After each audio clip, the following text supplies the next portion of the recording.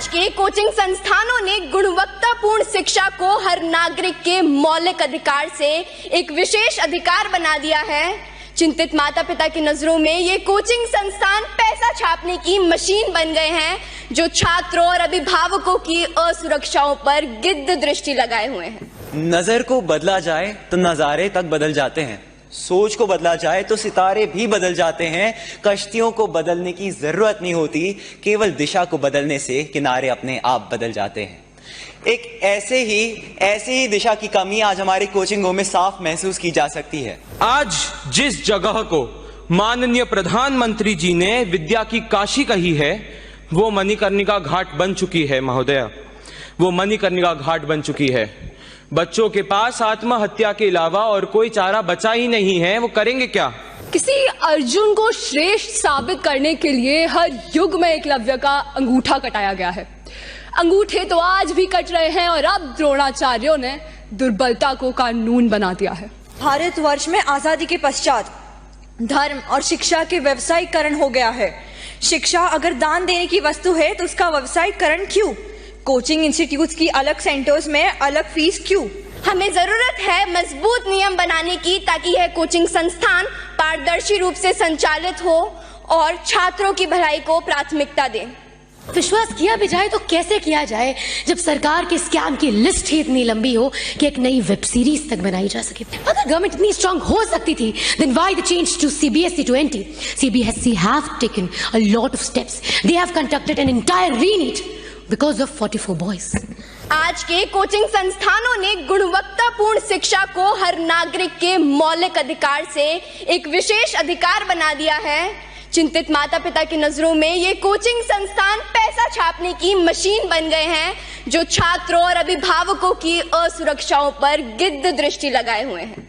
आपको यह जान के हैरानी होगी कि हमारे देश के प्रतिष्ठित कोचिंग संस्थानों में 120 से भी ज्यादा छात्रों के लिए केवल एक अध्यापक नियुक्त होता है। क्या यह पर्याप्त है? साथियों, याद रखिए, संघर्षों के साए में इतिहास हमारा पलता है। जिस और जवानी चलती है, उस और जमाना चलता है। हमें जरूरत है मजबूत नियम बनाने की, ताकि यह कोचिंग संस्थान पारदर्शी रूप से संचालित हो और छात्रों की भलाई को प्राथमिकता दें। हमें खुद से पूछना चाहिए कि क्या हम ऐसी शिक्षा प्रणाली को कायम रखेंगे जो गुलामी के कालखंड में साजिशन रची गई थी, या फिर हम एक नए रास्ते पर चलेंगे जो विचारों की विविधता का जश्न मनाता हो, हर व्यक्ति को स्वतंत्र रूप से सशक्त बनाता हो। अंत में मैं बस यही कहना चाहूंगी कि वसुधा का नेता कौन हुआ, भूखंड विजेता कौन हुआ, अतुलित यशक्रेता कौन हुआ, नवधर्म प्रणेता कौन हुआ, जिसने न कभी आराम किया, विघ्नों में रहकर काम किया, विघ्नों में रहकर काम किया। जय हिंद, जय भारत और धन्यवाद। भूमिका Saini, honourable leader of opposition. Thank you, Chair, for the Thank you, Chair, for the recognition. Before anything else, I would like to start with a quote that says, "The erosion of trust of people in the government is the main reason as a threat to our democracy." कहने का अर्थात ये है कि ये विश्वास ही है लोगों का सरकार में, जो सूत्रधार है किसी भी लोकतंत्र को महान बनाने का। पर अब विश्वास किया भी जाए तो कैसे किया जाए जब सरकार के स्कैम की लिस्ट ही इतनी लंबी हो कि एक नई वेब सीरीज तक बनाई जा सके। बीच NT स्कैम, बीच JEE के पेपर बिकना, या फिर UPSC के आला अफसरों का पकड़ा जाना। और हमारी माननीय सरकार तो ऐसी है, they pretend that they are working on it, but the fact we all know कि हो तो कुछ नहीं रहा। And they talk about transparency, unbiasedism. What an hypocrites they are. इतना ऐसा कितनी बार हुआ है जब बच्चों ने किसी सर्वे की रिपोर्ट मांगी हो और वो बिल्कुल ट्रांसपेरेंट आई हो, या आपने कल ही वो रिपोर्ट पेश कर दी हो। How many times have it happened? इस बात में कोई दो राय नहीं है कि हमारा लोकतंत्र विश्व का सबसे महान और सबसे बड़ा लोकतंत्र है। We have the largest constitution. Even our legal laws are stronger than USA. But where we lack is the implementation of these laws. And the reason? Corruption, political interest. We never know when this precious circle of studies become the vicious circle of political interest. And here, I would like to urge this entire hall that we don't need government. अरे लोगों का तो विश्वास ही नहीं है। जहाँ विश्वास ना हो, वहाँ कोई रेगुलेटरी फ्रेमवर्क कैसे चल सकता है? When people are dying, when the kids are dying, how can you say कि आप कोई regulatory framework देंगे और लोग उसको अंधाधुन विश्वास करेंगे? Never. We need an independent body. It's an era of specialization. People study child psychology, criminology. For that matter, we can have two lawyers who have studied the educational laws very well. And we can have the people like Divyakirti sir, Alakh Pandey sir, who can provide us the regulatory framework. And we can debate that in this parliament. सरकार भी आ गई, लोग भी आ गए, because masses का विश्वास सरकार के साथ तो नहीं है. They trust these people. And we want the trust. We need this independent body. By the way, अगर government इतनी strong हो सकती थी, then why the change to CBSE to NT? CBSE have taken a lot of steps. They have conducted an entire re-NEET because of 44 boys. Now that's what a government should say. And that's what a government should do. ना कि केवल झूठे वादे करना, क्योंकि ये तो सदियों से होते आ ही रहे. आपका अनबायसिज्म हम जानते हैं, आपका अनबायसिज्म हम पहचानते हैं. At the end, I would like to urge to the government that please, once again, please appropriately mention child health in your guidelines and focus on the child welfare. Quality education over money and your political interest. Just enrollment and literacy. This is all we need. And as an opposition leader, देखिए मैं भी आप पे विश्वास नहीं करती, तो लोग तो क्या ही करेंगे. लोगों का विश्वास पाने के लिए चीजों को सही करना पड़ता है. बातें और वादे नहीं किए जाते, उन वादों को पूरा भी करना पड़ता है. ये बच्चों की जिंदगी है, कोई मजाक नहीं जिनके साथ हम खेलें. और आपके रेगुलेटरी फ्रेमवर्क्स के लिए we are very sorry. Please work on them and have an independent body which people trust, not your vicious cycle of money sir. Thank you. एक और स्टूडेंट ने की आत्महत्या. A 16-year-old JEE student attempted suicide in Kota.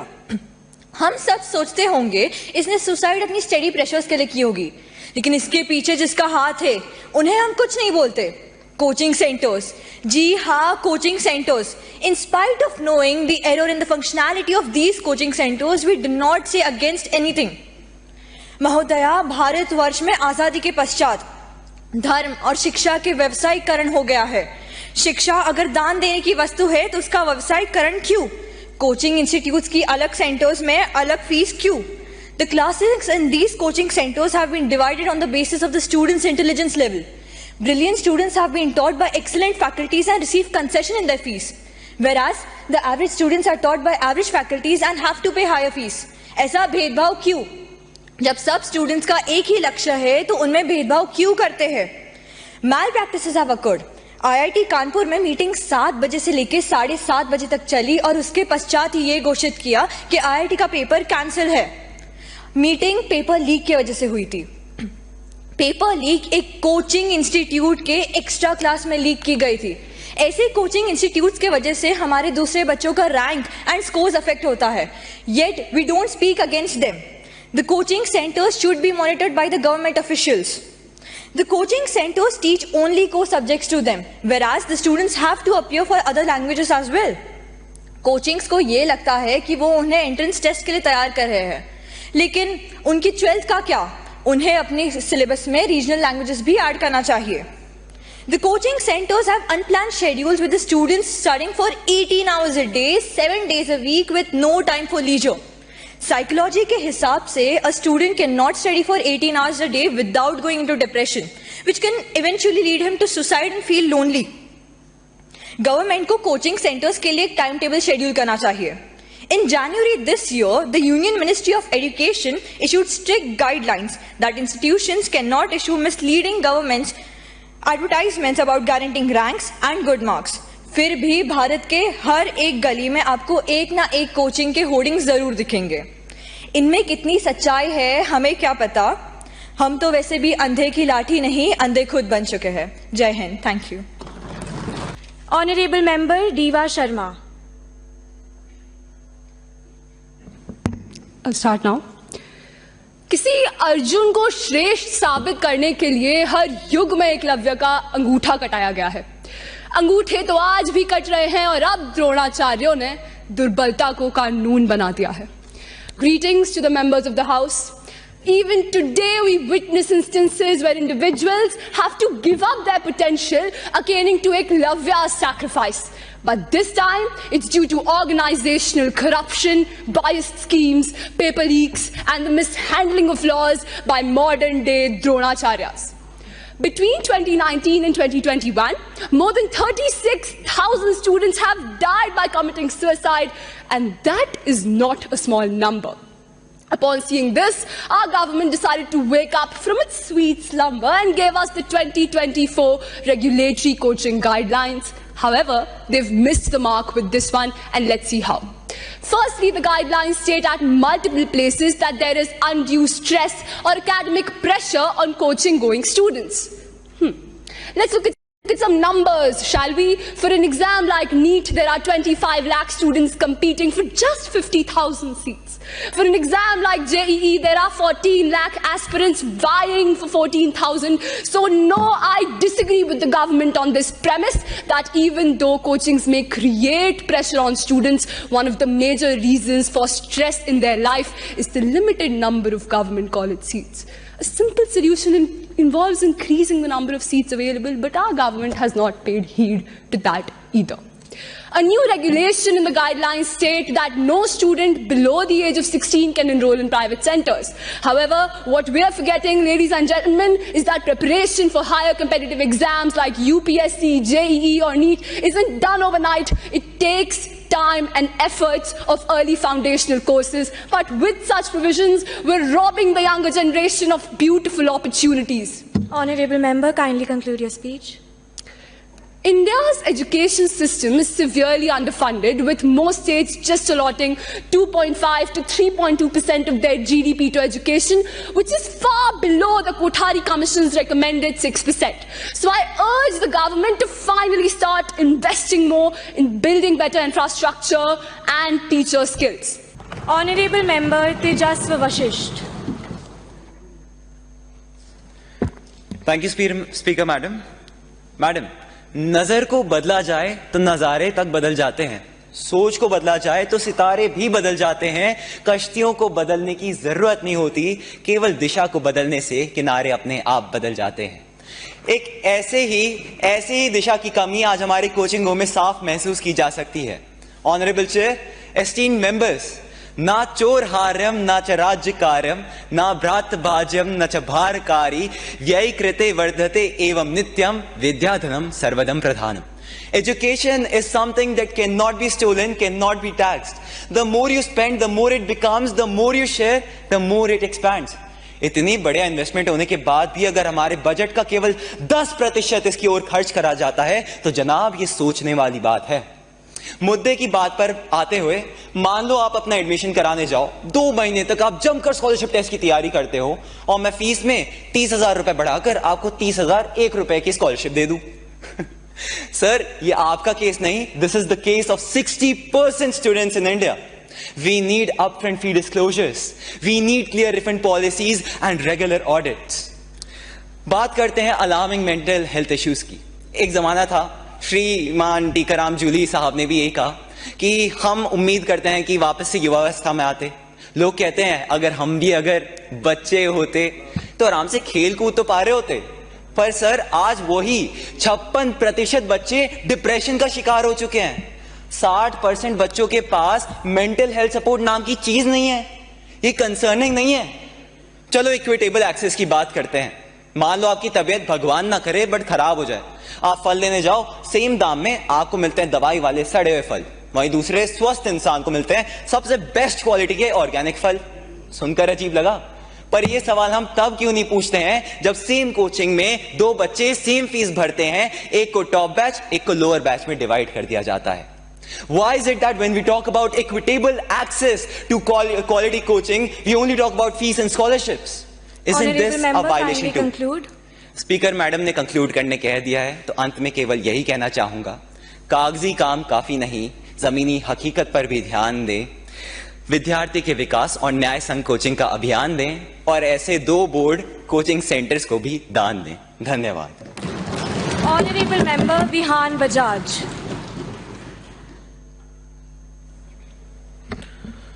सभापति महोदय को मेरा नमस्कार।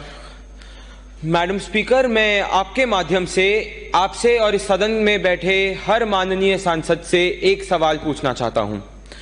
क्या आप में से कोई भी शौनक सेन के अचीवमेंट के बारे में जानते हैं या Booker's prize winner Geetanjali Shree को या फिर शायद नीना गुप्ता जी, जिन्होंने रामानुजन मैथ्स अवार्ड जीता, उनको शायद कोई नहीं जानता होगा, और इसमें कुछ गलत भी नहीं है क्योंकि इनके बारे में ना ही कोई टीवी इंटरव्यू ना ही कोई अखबार में एड छपी। पर हाँ, हम सब जानते हैं कि कौन से आईएएस कोचिंग का बैच कब से शुरू हो रहा है और कितनी % स्कॉलरशिप ऑफर हो रही है। A survey by THK Jain University has stated that 55.3% of all advertisements in newspapers are about coaching institutes. And these advertisements, Madam Speaker, are what poach the Dalits, the EWS, the weaker sections of the society, the lower middle class and the upper middle class into joining these institutes and losing their children. आज जिस जगह को माननीय प्रधानमंत्री जी ने विद्या की काशी कही है, वो मणिकर्णिका घाट बन चुकी है महोदया, वो मणिकर्णिका घाट बन चुकी है। बच्चों के पास आत्महत्या के अलावा और कोई चारा बचा ही नहीं है, वो करेंगे क्या? Chairperson ma'am, I agree that the budding coaching institutes are just because of the failed Indian education system, and we have no choice. We can't eradicate them because they provide employment to 1 lakh people and generate an annual revenue of 58,000 crore rupees. But surely the government should take some steps to regulate this. I appreciate the government's efforts on the coaching institute policy which they produced, but are they enough? And the answer is absolutely not. And this is not just by me, by the Delhi High Court Justice D. Murugan son. He said that, and I quote, ma'am, I quote, "This is for immediate attention for the government to act on by creating a regulatory body with appropriate powers to regulate such coaching institutes, as the current policies are completely insufficient." Moreover, ma'am, the new coaching policy has no mention to ensure transparency. I request the government to add this point to their policy also. The child to psychologist ratio currently in Indian coaching institutes are either 100:1 or maybe 150:0 at some places. सभापति महोदया, मैं कोई बड़ा परम ज्ञानी तो नहीं, पर हाँ, मेरे तजुर्बे से मुझे 2-4 सुझाव जरूर देने हैं माननीय मुख्यमंत्री और उनकी कैबिनेट को। पहला तो गवर्नमेंट को एक स्टैट्यूटरी बॉडी एस्टैब्लिश कर देनी चाहिए किसी एक्ट के माध्यम से या एजुकेशन पॉलिसी में अमेंडमेंट के माध्यम से, ताकि इन कोचिंग इंस्टीट्यूशनों पर रेगुलेशन रखा जाए। इसके साथ ही मैं उनसे अनुरोध करूंगा कि एक चाइल्ड हेल्पलाइन नंबर और एक एक्स्ट्रा लैंग्वेज लर्निंग पॉलिसी भी इंट्रोड्यूस करवाई जाए कोचिंग इंस्टीट्यूटों में। चेयरपर्सन मैम, आज बात विपक्ष या पक्ष की नहीं, देश के हित, युवा, अभिमान और सम्मान की है। मैं उचित मंत्रालय और सरकार से अनुरोध करूंगा कि मेरी बातों पर विचार विमर्श करे और देश के लिए उचित निर्णय